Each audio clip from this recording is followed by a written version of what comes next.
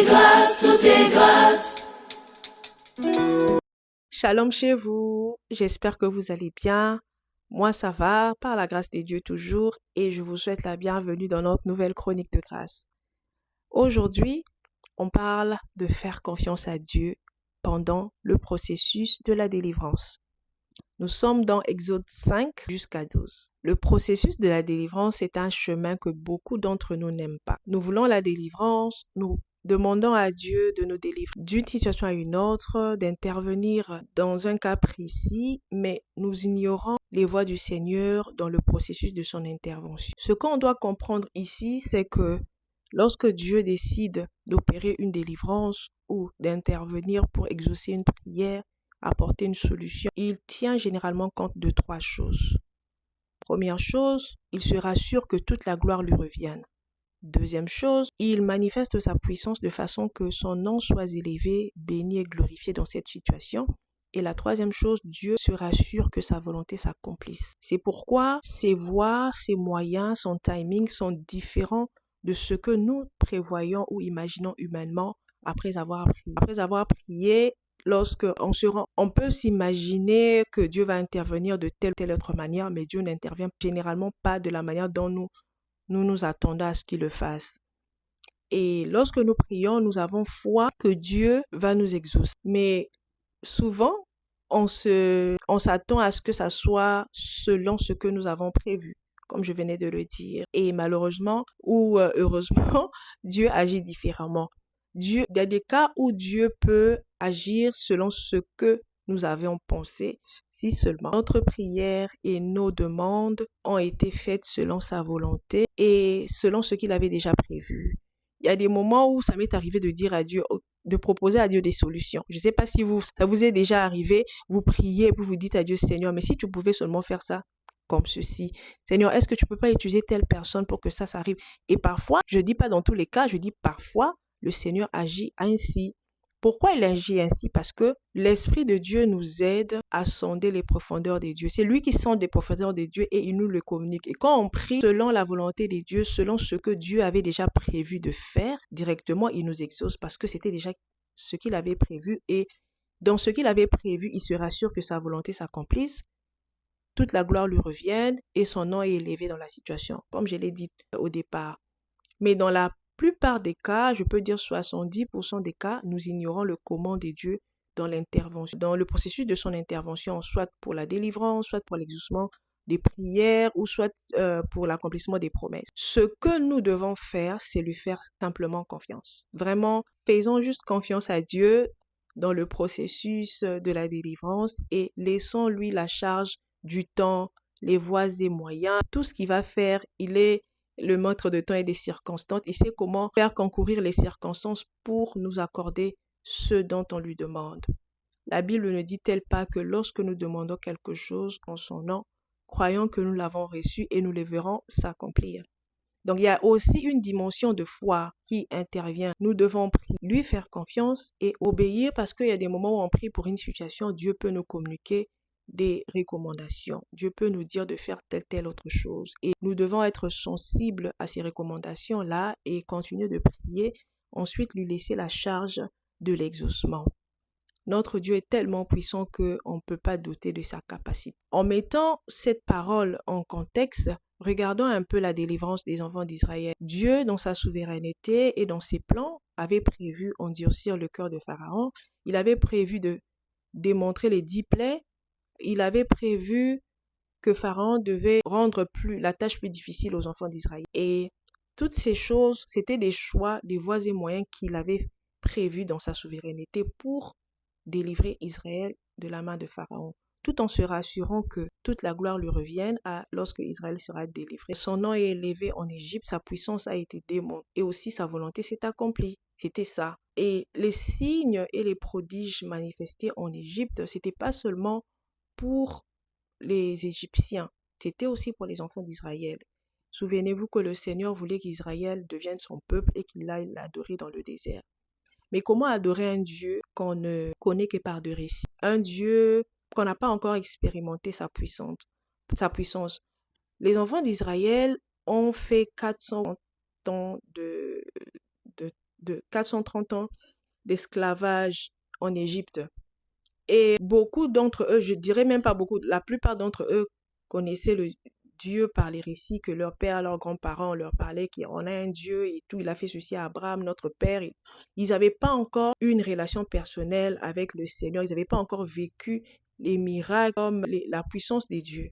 Et la délivrance d'Israël par des signes et des prodiges, tout ce que le Seigneur avait démontré en Égypte pour délivrer Israël, c'était aussi pour booster la foi des enfants d'Israël, pour démontrer sa puissance, pour qu'ils aient des raisons pour l'adorer, qu'ils aient cette relation personnelle avec Dieu au travers de ces signes et ces prodiges, qu'ils vivent ce Dieu qu'ils ont toujours entendu parler par leur père et tous leurs aïeux. Donc, voilà pourquoi j'aimerais dire à quelqu'un au travers de cette parole, nous encourager que certaines situations que nous sommes en train de vivre, le Seigneur ne s'est pas lassé de nous. Souvent, on attend la délivrance de Dieu par rapport à ce que nous voulons que Dieu puisse faire, alors que Dieu a ses voies et ses moyens.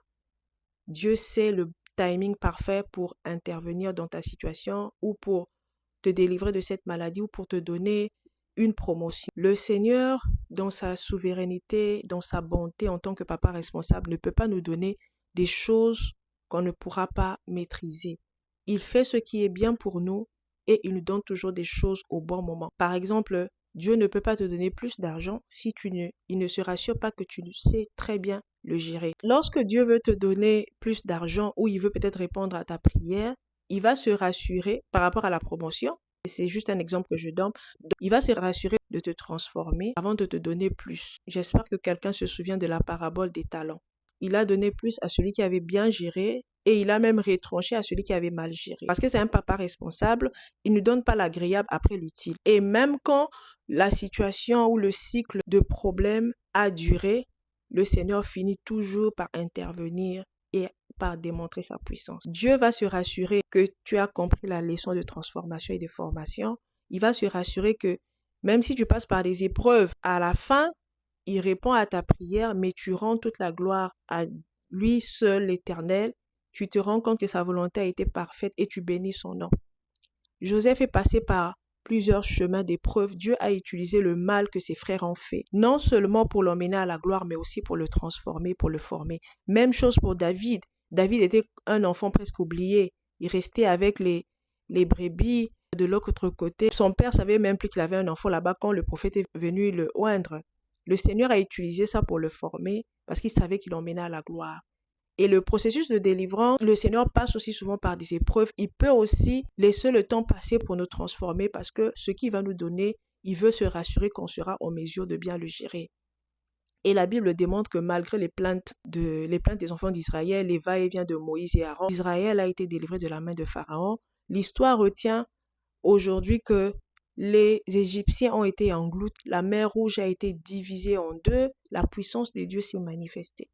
Alors j'aimerais nous dire aujourd'hui et nous encourager par rapport à cette parole, ce problème qui a duré longtemps, cette situation qui te fait pleurer chaque jour, cette situation de célibat, cette situation de stérilité, cette situation de maladie, le Seigneur est dans le processus de te délivrer et il va engloutir la maladie. Il va engloutir le célibat, il va engloutir les difficultés financières, les problèmes qui te dérangent, le rejet, le cycle de rejet, le cycle d'humiliation qui a duré depuis des années. Le Seigneur est dans le processus de te délivrer. Fais-lui juste confiance et continue de prier, ne te lasse pas.